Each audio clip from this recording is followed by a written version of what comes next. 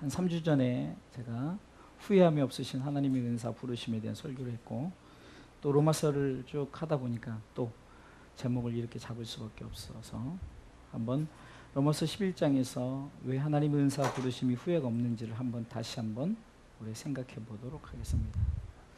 오늘은 로마서 11장을 상당히 진짜 많이 읽었어요. 왜냐면 상당히 좀 그냥 문자적으로 읽었더니 굉장히 어려운 부분들, 지금 바울이 지금 1절 이렇게 말하잖아요. 그러므로 내가 말하노니 하나님이 자기 백성을 버리셨느냐? 그럴 수 없느니라.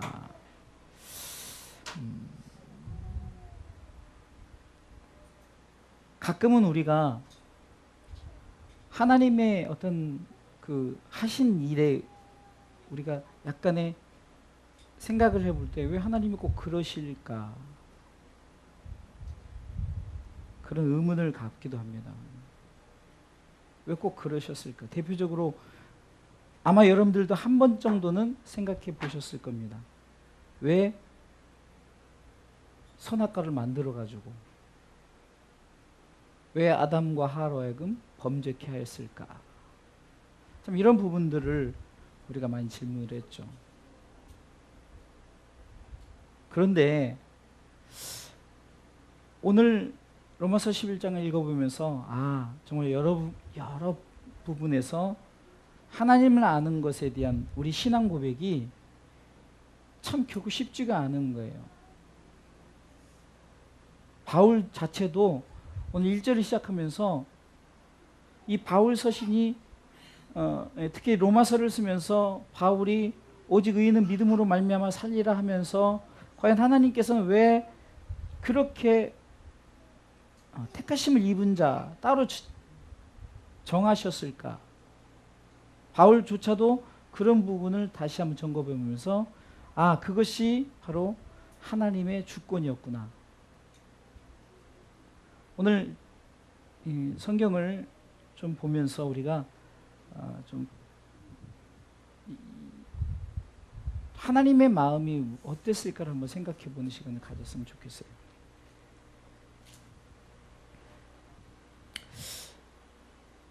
제가 늘 함께 그 말씀을 공유하는, 함께 나누는 목사님이 있어요. 여러분들도 제가 설교 단상에서 자주 말씀을 드리는 이선희 목사님이라고 음악을 하시는 분 있잖아요.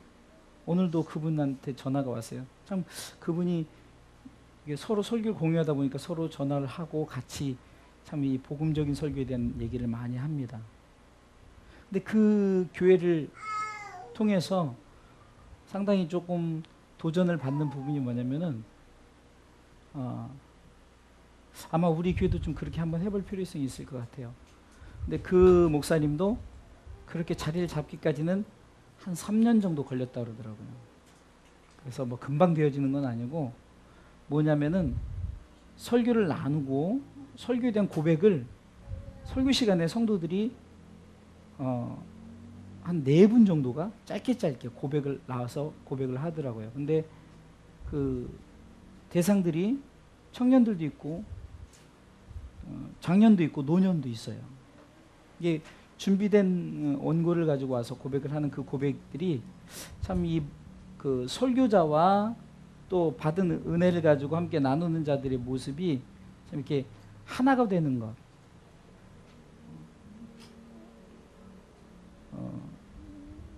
그 목사님이 우리 교회 부목사님 설교도 들으시면서 그 얘기를 하더라고요.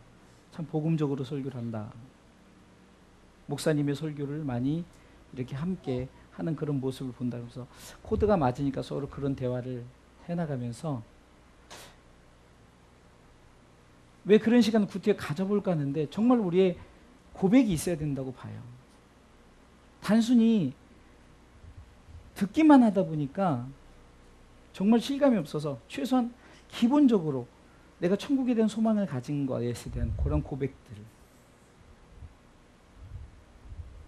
실예로 지난주에 예를 들어서 요한복음 8장에 가늠한 여인에 대한 설교를 우리가 들었다면 그거에 대해서 정말로 주님이 어떻게 생각했을까? 실질적으로 그 내용을 간증하는 그 성도들의 그 모습 속에서 그 현장에 내가 있었다라는 이런 그 한 50대 아니면 60대 정도의 성도의 그 고백을 제가 들어봤어요. 그래서 그런 고백이 우리가 좀 필요하지 않은가. 너무 신앙생활 하면서 듣기만 하다 보니까 어떤 내 자신의 믿음의 고백이 없으니까 좀 확신이라든가 이런 것이 좀 덜하지만 좀 고백하게 되면은 아마 좀 더 낫지 않을까. 그래서 기도하는 마음으로 이제 조금 우리 성도들이 서로 고백하는 시간을 미리 준비된 원고를 이제 여러분들 스스로 준비를 하셔서 한번 그런 부분들을 한번 나누고 함께하고 이렇게 했으면 좋겠다 이런 생각을 듣습니다. 서로의 이야기를 하는 것은 우리 성도들이 좀 말씀을 좀 이제 받아들인 것에 대한 고백이 있으면 좋겠다 이런 생각이 드는 거죠. 저도 오늘 로마서 11장을 보면서 상당히 하나님이 꼭 그랬을까라는 의문을 갖지만 여러 주석도 보고 강해집도 보고 이렇게 보면서 다 달라요. 사람들의 말들이. 그 성경은요 정답이 없는 거예요. 정답은 있는데 누군가 말한 게 정답은 아니라는 거예요. 각자의 고백 속에서 깨달음을 통해서 바로 그 속에서 하나님의 뜻과 하나님의 마음을 아는 것이 정답인 거죠. 신학 박사라고 해서 그 사람이 말한 게 정답은 아니고 여러분들 신앙 고백 속에서 정말 정답이 아마 나와질 것입니다. 첫 번째 테마는 남은 자에 대한 것을 생각해보세요. 남은 자. 바울이 지금 미가엘을 꺼주셔야 할 것 같아요. 잡음이 계속 생깁니다. 네. 이 남은 자에 대한 한번 성경의 부분을 한번 읽어보도록 하겠습니다. 남은 자가 과연 바울이 말하는 로마서 11장에서 바울이 이 남은 자가 무엇을 말씀하고 있는가. 자, 2절을 같이 읽어볼까요? 2절 시작. 하나님이 그 미리 아신 자기 백성을 버리지 아니하셨나니 너희가 성경이 엘리야를 가리켜 말한 것을 알지 못하느냐. 저가 이스라엘 하나님께 송사하되. 아멘. 이런 거예요. 엘리야가 스스로 생각해 볼 때 나만 왜 이렇게 정말로 하나님의 뜻을 위해서 힘들게 싸워야 되는가. 그래서 실질적으로 열왕기상 19장에서는 죽기를 구했잖아요. 차라리 나 죽여주세요. 그러면서 오직 나만 남았습니다. 이 고백을 알죠. 그게 3절의 고백이죠. 주여 저희가 주의 선지자를 죽였으며 주의 제단 헐어버렸고 나만 남았는데 내 목숨도 참나이다. 그런데 하나님께서는 미리 아신 자들이 있다. 미리 아신 자들. 지난번에 로마서 8장 29절 30절 중에서 미리 안다는 게 뭐죠? 예지죠. 예지. 미리 아시고 미리 정하시고 예정. 그리고 그들을 부르시고 의롭게 하신 후에 영화롭게 하셨다.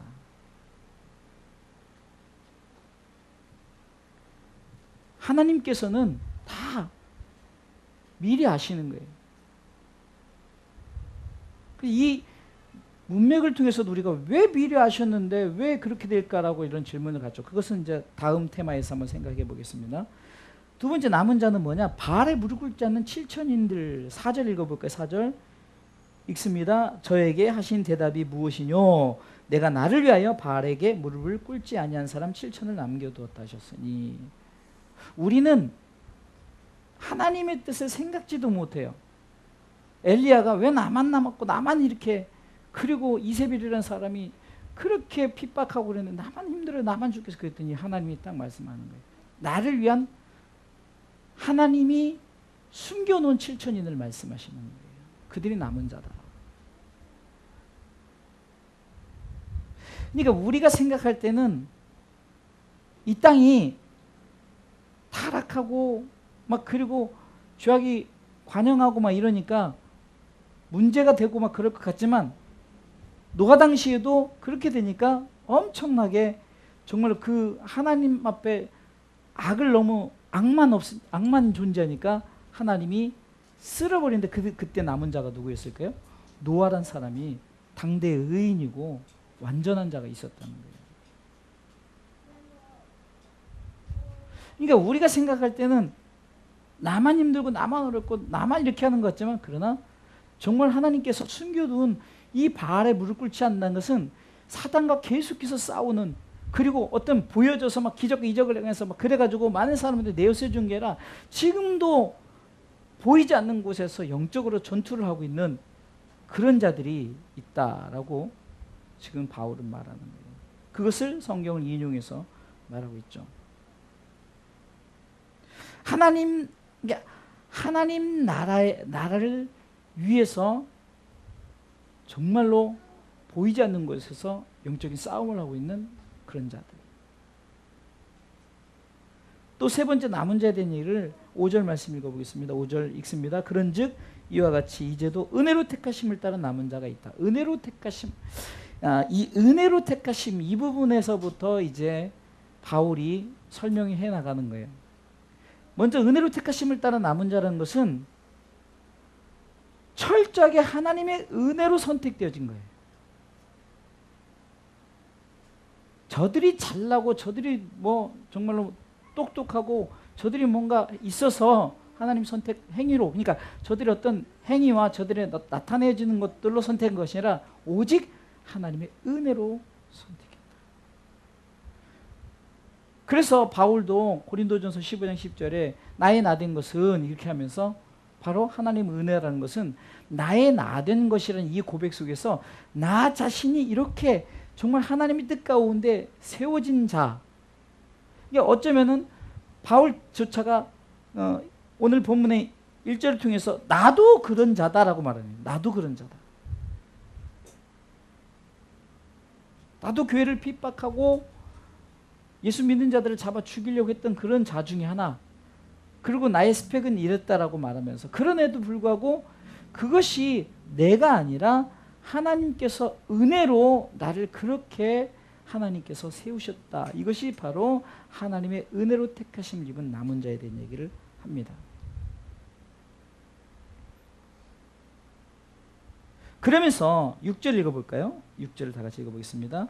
만일 은혜로 된 것이면 행위로 말미암지 않음이니 그렇지 않으면 은혜가 은혜되지 못하느니라. 만약에 행위로서 저들이 선택되어지고 저들이 그렇게 했다면 은혜가 하나님의 은혜가 헛돼 버리는 거예요. 하나님의 은혜가 별 의미가 없는 거예요.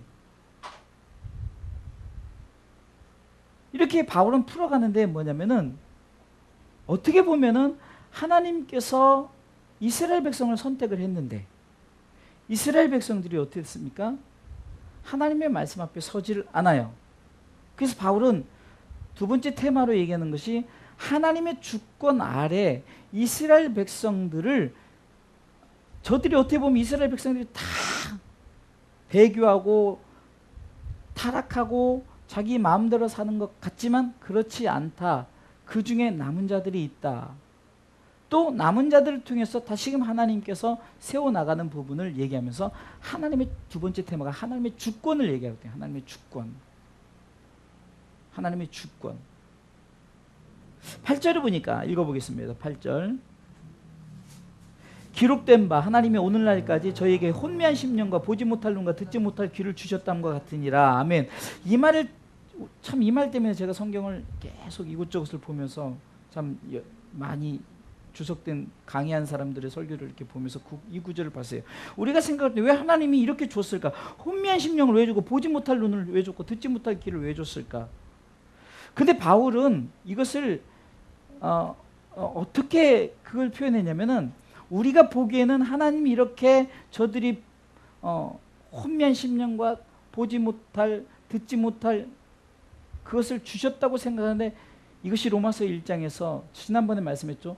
저들이 완악해지니까, 그것이 이제 7절 말씀이었어요. 그런즉 어떠하니 이스라엘이 구하는 그것을 얻지 못하고 오직 택하심을 입은 자가 얻었고 그 남은 자들은 완악하여졌느니라. 왜 남은 자가 완악하여졌고 이스라엘 백성들이 왜 완악하여졌을까?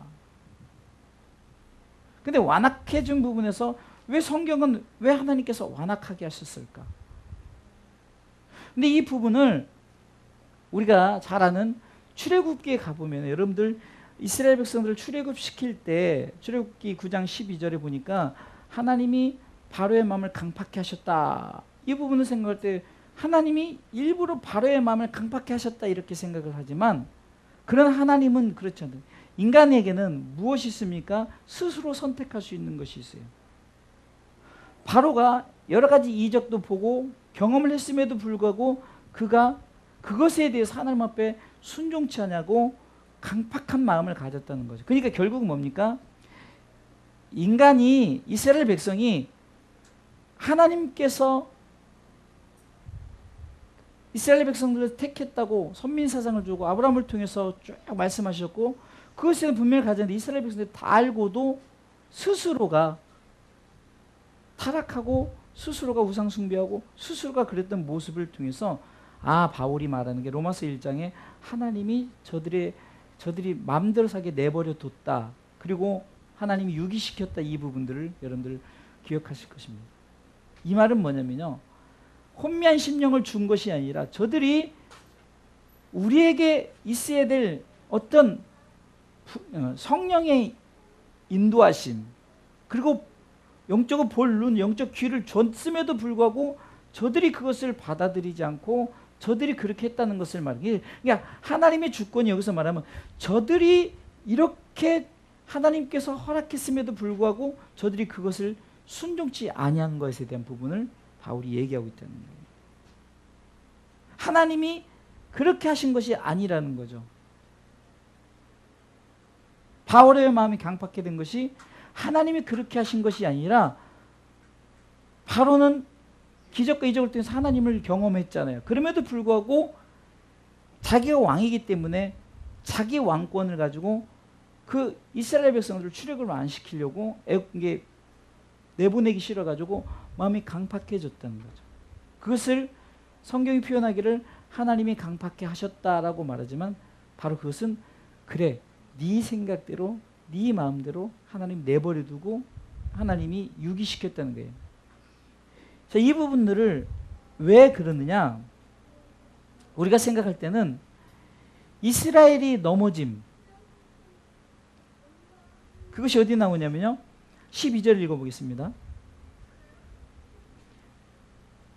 읽어봅니다. 저희의 넘어짐이 세상의 부유함이 되며 저희의 실패가 이방인의 부유함이 되거든 하물며 저희의 충만함이 이리요. 이 말은 뭐냐면요. 이스라엘의 넘어짐과 실패가 있었기에 이방인이 새롭게 세워진 은혜의 충만함이 있었다는 거죠. 그러니까 결국은 이것은 하나님의 주권이에요. 그러면 제가 금방 먼저 얘기한 게 뭐죠? 그럼 이스라엘이 왜 넘어지고 왜 실패했느냐? 그것은 저들이 혼면 심령과 보지 못할 눈과 듣지 못할 귀를 가졌다는 거예요. 자, 쉽게 이 부분을 좀 설명을 한다면은 복음을 알고 지금 제가 그렇게 했죠. 주 예수를 믿으라 그리하면 너와 내 집이 구원 얻으리라. 그렇게 외쳤고 하나님이 여러분들을 사랑하셔서 독생자들 예수 그리스도를 보내셨고 믿는 자는 하나님 나라 갑니다. 하나님 나라의 모든 권한을 얻습니다라고 했어요. 그렇게 알고도 그것을 받아들이지 않는 거예요. 이스라엘 백성들이 그랬다는 거예요. 근데 그것으로 말미암아 저들의 넘어짐과 저들의 실패를 통해서 누구에게 충만함이 이르렀냐? 바로 이방인들. 이방이라는 것은 이스라엘 외 이방인들이 다 그랬다가 아니라 이방인 중에서도 그러면은 그렇게 못 받는 거죠. 중요한 것은 하나님께서 하신 그 뜻을 믿음으로 받아들이는 거예요. 하나님이 세상을 사랑하셨습니다. 믿습니까? 아멘 했으면 그것을 받아들이고 그분이 독생자들 예수 그리스도를 보내셔서 우리를 위해 피를 흘렸습니다. 아멘 하면서 그것을 받아들이고 그럼 우리는 하나님 나라의 백성이 되면 그것을 받아들이고 그것을 붙잡고 끝까지 믿음으로 살아가는 자들 이들이 바로 남은 자라는 거예요. 바울은 또 추가로 설명하면서 무엇을 또 얘기하냐면요. 16절 읽어보겠습니다. 16절 제사하는 처음 익은 곡식가루가 거룩한 즉 떡덩이도 그리하고 뿌리가 거룩한 즉 가지도 그러하니라. 이 부분을 자세히 살펴보니까 처음 익은 곡식가루의 거룩함이 있고 뿌리의 거룩함. 그러니까 이것은 바로 이스라엘 백성, 첫 번째 선택된 이스라엘 백성들에 대한 얘기죠. 그들도 거룩하다는 거죠. 그러니까 그들도 거룩한 즉 또 누구도 거룩하다고요? 떡덩이. 다시금 그것을 받아들인. 그러니까 하나님 입장에서는 당연히 거룩하다는 거예요. 이 거룩한 것이 되지 않으면은, 그래서 데살로니가전 4장 3절에 하나님의 뜻은 이것이 너의 거룩함이라, 이 말이 바로 또 성립이 되어지는 거예요. 무슨 말이냐면 하나님은 우리가 거룩해지기를 원하는 거예요. 이스라엘 백성이든 이방인이든 누구든 결국은 거룩한 백성이 남은 자요, 거룩한 백성만이 하나님 나라에 들어갈 자라는 거죠. 자, 이 부분을 쉽게 설명한다면 바로 이겁니다. 하나님이 우리를 불쌍히 여기셨어요. 그래서 하나님이 계획을 하셨는데 그게 뭐냐? 독생자들 예수 그리스도를 보내실 계획을 하셨다는 거예요. 그 계획 아래 주님이 오셨어요.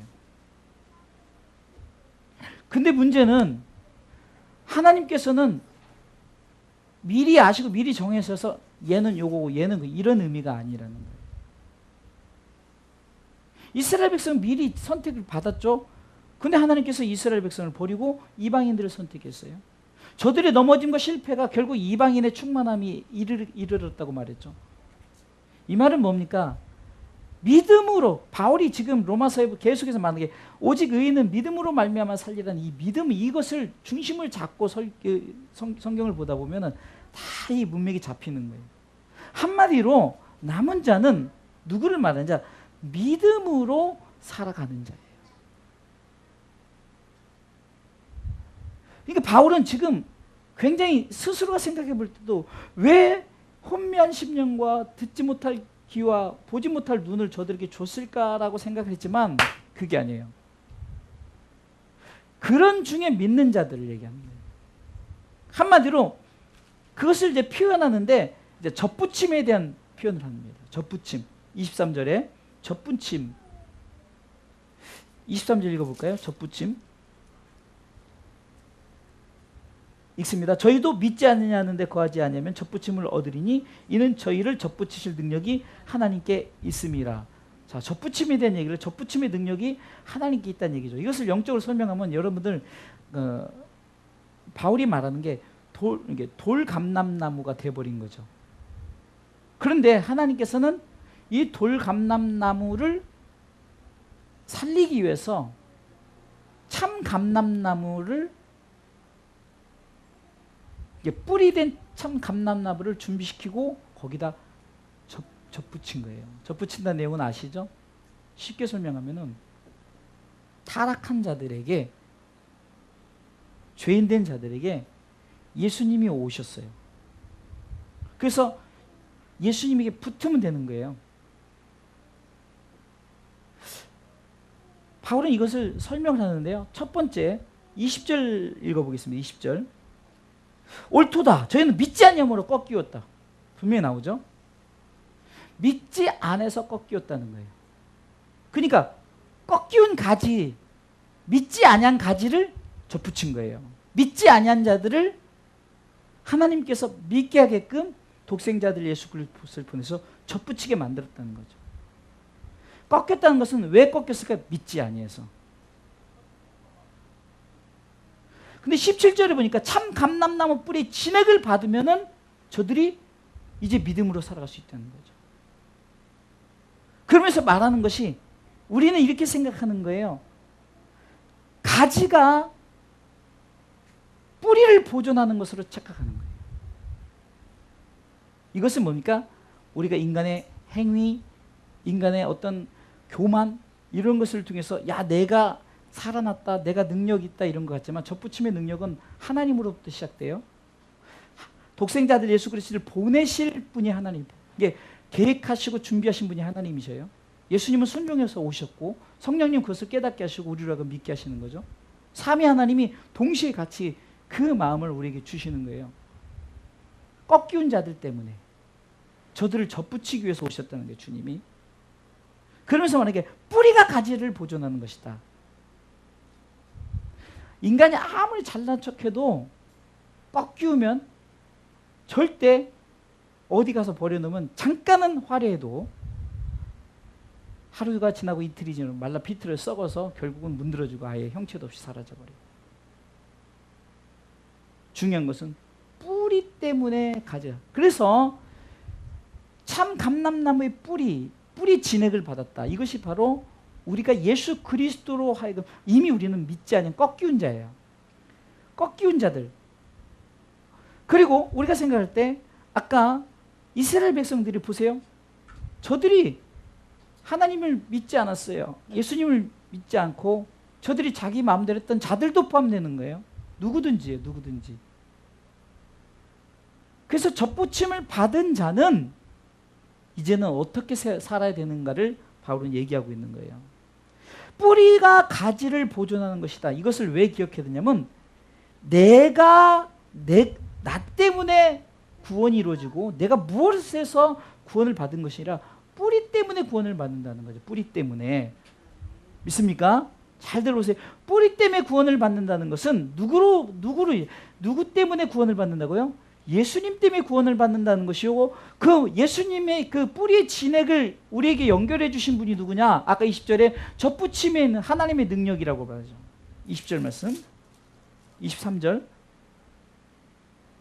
저희를 접붙이실 능력이 하나님께 있다는 것은 바로 우리로 하여금 독생자들 예수 그리스도를 보내신 로마서 5장 8절을 또 우리가 아직 죄인 되었을 때 우리 하나님께서 독생자들 예수를 보내셨고 보내심에 순종한 예수 그리스도가 우리를 위해서 죽으심으로 십자가 달리시고 우리의 구원의 문제가 해결됐죠. 이는 저를 믿는 자마다 중요한 것은 믿는 자가 되어야 된다는 거예요. 믿는 자.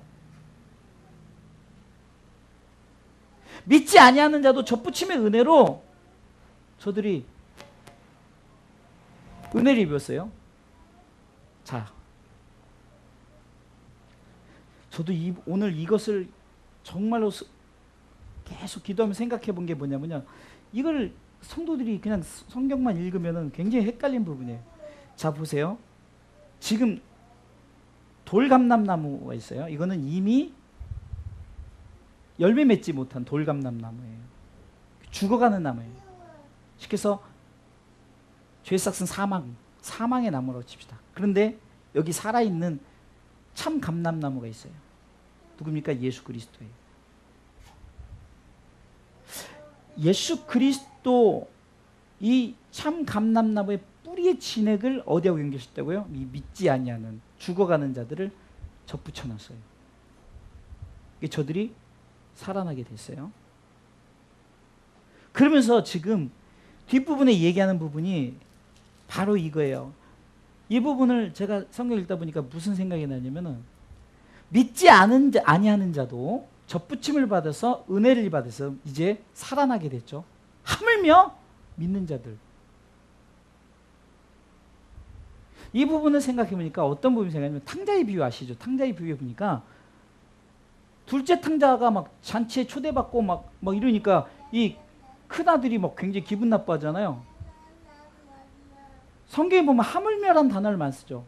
구하라 찾아 두드리라 하면서 야 하나님께서 다 책임져 주신다. 들의 백합도 하늘을 난 새도 책임. 하물며 너희가 뭐냐. 이 부분이 저는 굉장히 은혜가 된 거예요. 뭔 말이냐면 하나님께서 미리 이미 선택한 남은 자 처음 얘기한 자들 있죠.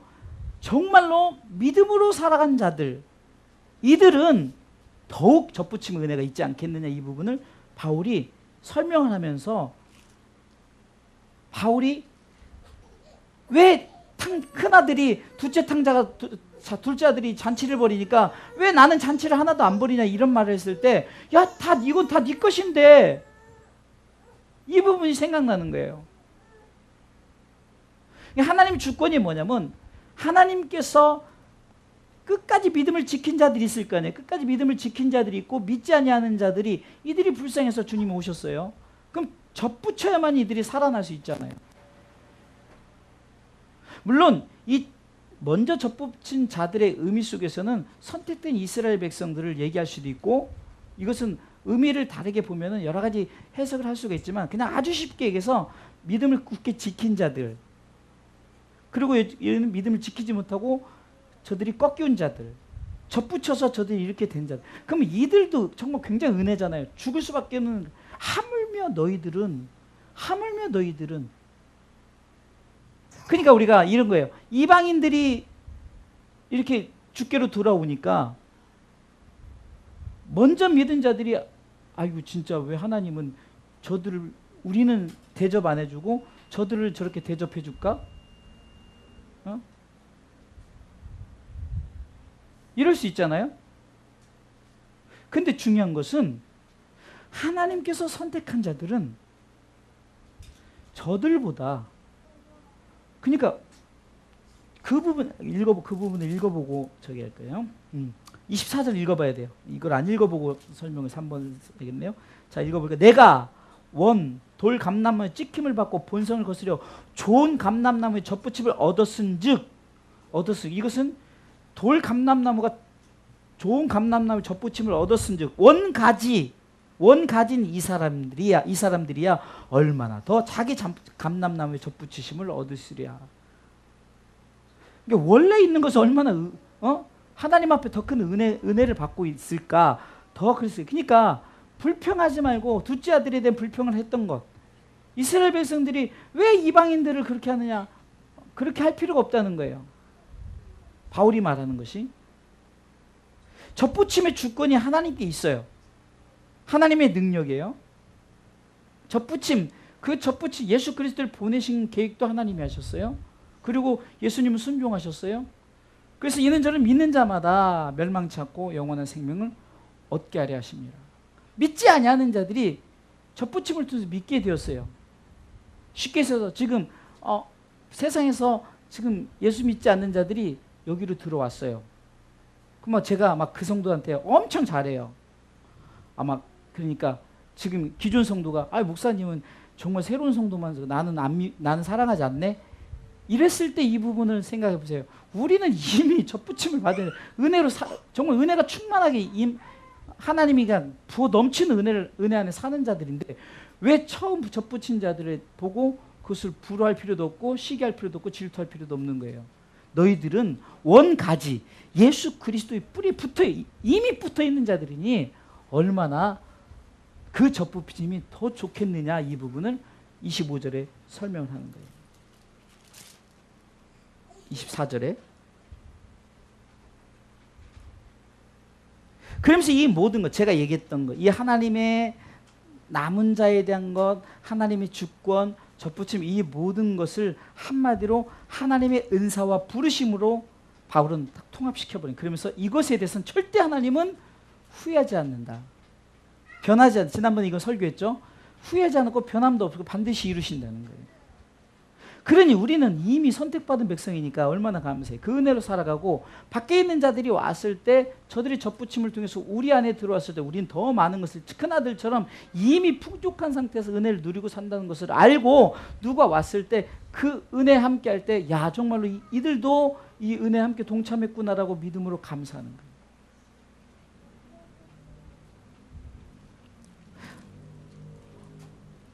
그 바울은 결론적으로 이것을 얘기하면서 바로 하나님의 은사와 부르심을 한마디로 표현한다면 이것이 하나님의 긍휼하심이다. 하나님의 은사 부르심이 결국은 하나님의 긍휼하심이요 그것이 하나님의 절대적 주권에 의해서 나타내어졌다. 그래서 지난번에 설교를 했죠. 하나님의 은사, 나에 대한 은사고 남을 위한 은사가 있다 그랬죠. 왜 나에게 은사를 주셨을까? 나에게 주신 선물이 있고 남을 위해서 그 은사를 활용하게끔. 또 하나님이 나에 대한 부르심이 있고 남을 위한 부르심이 있다는 거예요. 이것이 한마디로 나든 남이든 내가 섰을 때 1인칭이요 밖에서 선 사람은 2인칭이 되지만 그러나 그 중심 속에서 항상 또 선택된 자는 그 사람은 생각할 땐 내가 또 1인칭이 되고 남이 2인칭이 되는 거죠. 한마디로 나, 당신, 결국은 나중에는 뭡니까? 3인칭이 되는 거예요. 우리로 묶어지는 거예요. 우리. 나, 당신, 나를 위한 은사 부르심이 있고 남을 위한 은사 부르심이 있다 쳤을 때 그러면 이들이 이렇게 모여졌을 때 결국 우리는 뭐냐? 이게 나와 남은 뭐냐, 결국은 우리란 거죠. 그럼 우리가 뭐냐? 바로 성도다라는 거죠. 성도. 그것이 성도란 뜻이 뭡니까? 거룩한 무리죠. 거룩한 무리.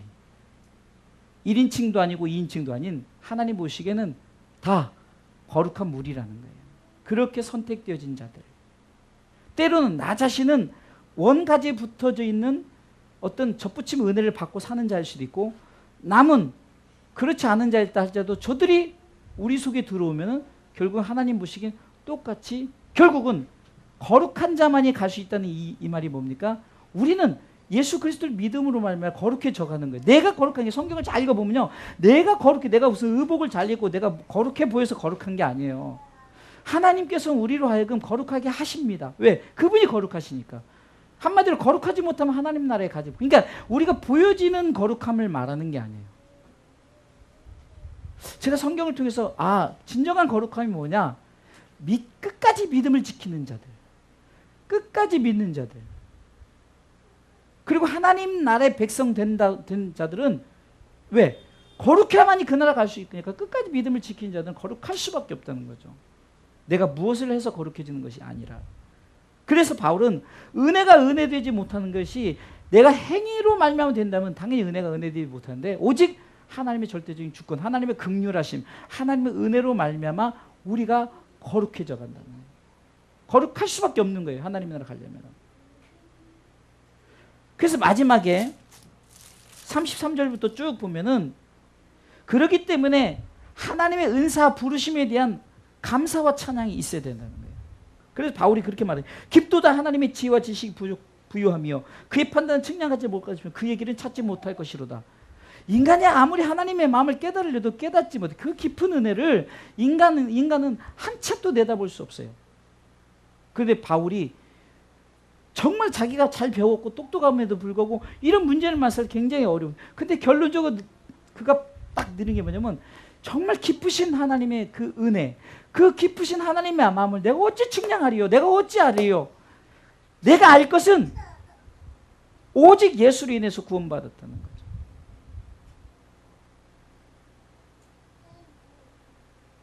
예수님 시대 때 예수님께서 병자를 고치고 문제를 해결하니까 그 부모에게 찾아가가지고 이 일이 어떻게 됐느냐, 그 본인에게 찾아서 이 일이 어떻게 됐냐 했을 때 본인이 뭐랍니까? 내가 보게 된 것은 나는 그냥 볼 뿐이라는 거죠. 난 볼 뿐이에요. 그분의 능력을 볼 뿐이라는 거예요. 근데 아무것도 아닌데 이것이 가장 명확한 답인 거예요. 나는 볼 뿐이에요. 나는 예수로 인해서 구원받았을 뿐이에요. 난 예수로 인해서 천국 갈 뿐이에요. 더 이상 고백할 게 없는 거예요. 그들을 출교시키려고 별짓을 다 해도 이 고침을 받은 자의 고백이 뭡니까? 나는 그냥 그분 때문에 보게 되었다는 거예요. 누가 우리를 마귀가 야 너 같은 게 이렇게 하지만 난 모르겠어. 그래, 나 같은 게, 나는 죄인 중에 괴수야. 나는 그렇게 악한 사람이야. 나는 정말 나쁜 사람이야. 근데 나는 모르겠어. 그런데 나 같은 자를 위해서 주님이 이 땅에 오셨고 나를 위해서 나는 그것만 믿을 뿐이야. 난 그것만. 바울이 지금 감사와 찬양을 드리는 이 부분이 바로 그건 거예요.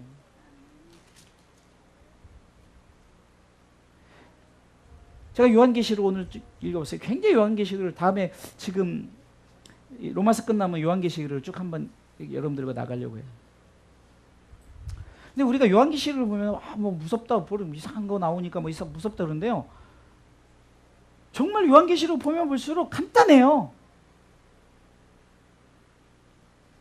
예수 그리스도에 대한 얘기를, 그걸 중심을 딱 가지고 우리가 지금 요한복음 3장 16절 말씀만 딱 붙들고 하면 너무너무 쉽고, 그 외 것은 그냥 군더더기들이 이렇게 붙어서 그걸 표현하는 것뿐이에요. 심판에 대한 표현, 일곱 나팔, 일곱 인, 일곱 대접, 이것을 막 자꾸 뭐 해석할 필요도 없어요. 다른 거 다 필요 없어요. 내가 그 사실을 믿고 나를 부르신 그분이 나에게 거룩한 옷을 입히고, 결국 내가 해야 될 일이 뭐냐? 하나님 나라에 가서 영원히 찬송할 그 찬송을 우리가 지금 이 땅에서 미리 예행 연습하면 되는 거예요. 그거를 막 두려워하고 뭐 666표를 받으면 어떻게 되지? 제가 오늘 요한계시록 전체를 다 한번 읽어봤어요. 그러면서 생각해 보니까 그건 우리가 뭘 두려워하고 뭘 이걸 쪼갤 필요도 없어요. 한마디로 하나님 나라의 백성을 삼으시려고 하나님이 준비하셨는데 그렇지 아니한다 이렇게 될 것이라는 것을 표현해서 무서운 것뿐이지, 우리는 구원의 확신만 가지면 하나도 무서울 필요도 없고 일곱 인이 나타나든 일곱 대접이 있든 일곱 재앙이 있든 아무 문제 없어요. 중요한 것은 주님이 나를 위해서 이 땅에 오셨다는 거예요. 이 사실만 딱 붙들고 있으면 되는 거예요. 바울이 말하는 게 그거예요. 그러게 바울이 철저하게 자기 모든 걸 내려놓을 수 있었던 이유가 그거예요. 아무것도 아니라는 거예요.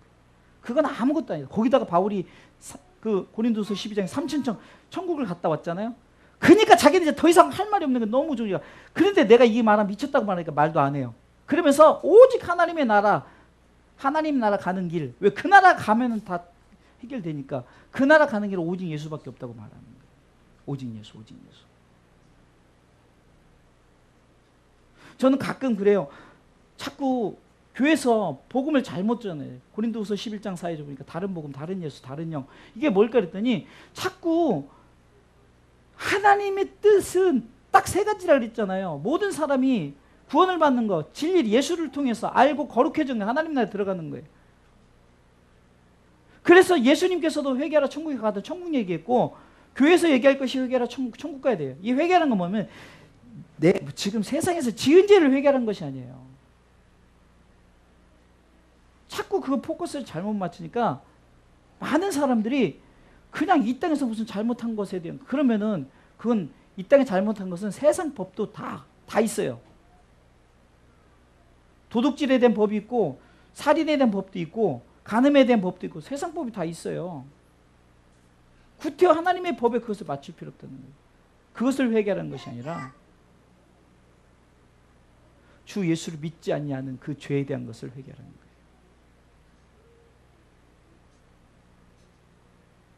정말 구체하게 바울이 설명했던 이 부분이, 한마디로 바울이 뭘 말하고 싶냐면은 구원받은 백성들, 아직도 구원받지 못해서 꺾이운 가지들이 예수 그리스도 접붙인 자들, 이들이 여기로 들어오면 1인칭 된, 나는 이미 원가지 접붙임을 받은 내가 남을 위해서 은사의 부르심을 통해서 하나님께서 남을 위해서 남을 위해서 우리가 헌신하고 드려주고, 결국 그가 이 무리 안에 들어오면 결국 우리는 뭐죠? 거룩한 무리가 되는 거예요. 성도가 된다는 거죠. 하나님 나라에 들어갈 사람들은 성도예요. 목사가 가는 게 아니고 집사가 가는 게 아니에요. 권찰이 가고 대통령이 가는 게 아니라 성경 분명히 말했어요. 성도가 가는 거예요. 성도. 거룩한 무리. 그럼 거룩한 무리가 면 믿는 자, 믿는 자가 뭘 믿는 자? 예수를 믿는 자. 그래서 바울이 마지막에 찬양하는 부분이 그래요. 36절에 이는 만물이 주에게서 나오고 주로 말미암고 주에게로 돌아갑니다. 잘 보세요. 모든 만물에서 우리 모든 것 포함돼요. 우리 모든 것이 주에게서 나오고 주께로 돌아가고 주께 영광된 삶이 되는 거예요. 그래서 바울은 그거를 세세히 있으리로다, 세세히 있으리로다, 이것은 그것이 어디 마지막에 어디서 있는 거예요? 하나님 나라에서 주어질 그것에 대해서 있는 거예요. 네가 돌감남나무니 참감남나무니 뭐 네가 뭐니 이거 따질 필요도 없고, 누구든지 참감남나무 뿌리에 붙어서 진액을 받으면은 다 구원받는 거예요. 다 살아나는 거예요. 에스겔 47장에도 일천척 측량하니까 결국은 은혜가 충만하면 결국은 다 살아나고, 에스겔 37장에는 말하는 게 마른 뼈 환상을 통해서 죽었던 시체가 성령의 기운이 들어가니까 다 살아나는 거예요.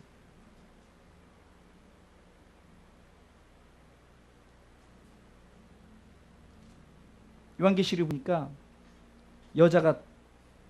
두 여자가 나오는데 한 여자의 표현은 예수에 대한 표현이고 한 여자는 사탄에 대한 표현이 나와요. 근데 이 사탄이라는 표현하는 그 여자를 얘기할 때요, 모든 권세를 다 잡았어요. 그러니까 돈도 줄 수 있고 명예도 줄 수 있고 권력을 줄 수 있어요. 근데 그 여자는 참 여자가 아니에요.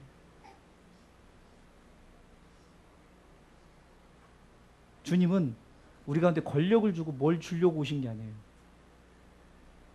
다른 거 아니에요. 우리를 하나님의 백성 삼으시려고 그 문제만 해결하는 거예요, 주님은. 근데 우리는 너무 설교가 다 삼천포로 빠져 있어요. 그 얘기는 하나도 안 하고 절름발이가 고침을 받았습니다. 할렐루야. 이런 기적이 하나님께 온 거예요. 뭐가 하나님께 온 거예요? 절름발이, 그러면 절름발이로 우리가 천국 간다고 그 사람이 그곳에 절름발입니까? 흔히 세상 말로 장애인이 갔고 그 사람이 천국에서 그 모습이냐고요. 이 땅의 건 하나도 중요하지 않은데 너무 그거에 다 포커스를 맞춰요. 우리 성도들만큼은 정말 이 신앙 고백이 계속돼요. 그래서 제가 다른 것을 고백하는 것이 아니라 매번 신앙 고백하는 것이 바로 예수를 주로 시인하는, 내 입으로 예수를 주로 시인하는 게 뭐냐? 내가 그로 인해서 구원받은 이 신앙 고백이 우리가 계속되어져요. 서로. 난 오직 예수로 인해서 내가 구원을 받았다. 이 신앙 고백이 여기 앞에서 나와서 우리가 해야 될 간증들이에요.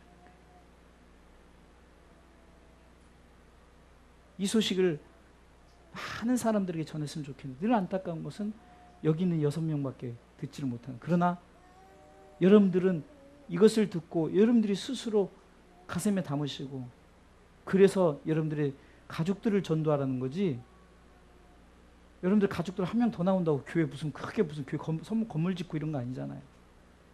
중요한 것은 내가 구원받았으니, 나는 원 감람나무의 진액을 받고 있으니 지금 돌감람나무에 꺾이운 자들, 믿지 아니한 자들 믿게끔 하게끔 우리가 접붙이자는 거예요. 접붙여. 그래서 모든 것이 예수로 인해서 시작된다는 것을, 다른 거 얘기할 필요 없어요. 얘기만 하면은 이것이 바로 하나님의 뜻인 줄 믿으시기 바랍니다.